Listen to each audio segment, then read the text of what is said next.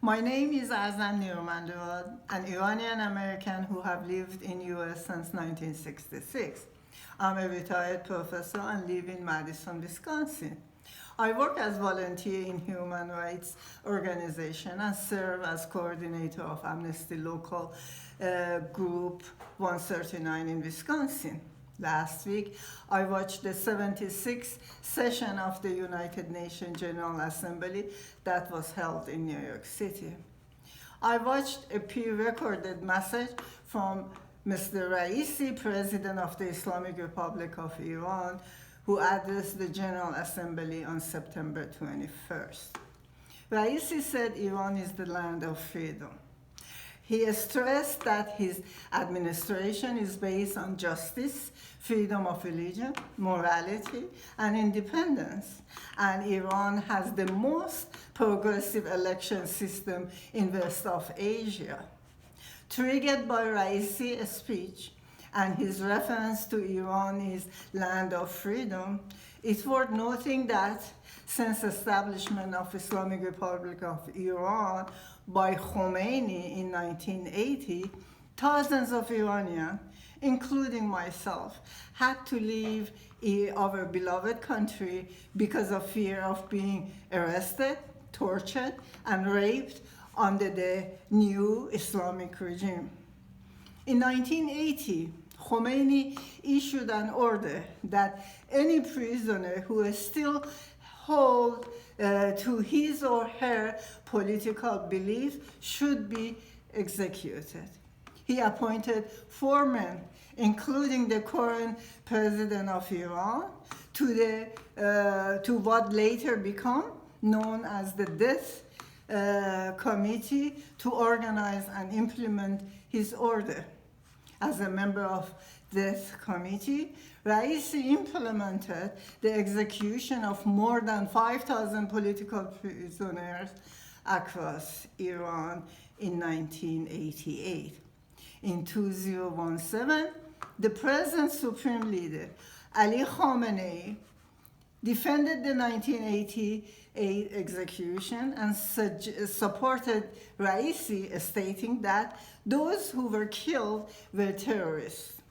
In July 2021, Professor Rahman, the UN Special Rapporteur on Human Rights of Iran, called for an inquiry into the 1988 state-ordered mass execution and the role President Raisi played in those executions. Sadly, execution of innocent people, including minors, and detention of people of Baha'i faiths, Kurds, Baluch, Arab minorities, and political activists have been continued under Raisi leadership. Prosecution of attorney Nasrin Sotoudeh is an example of this nightmare of detention. Her sentence is one of the longest that has been handed down for a human rights defender in Iran.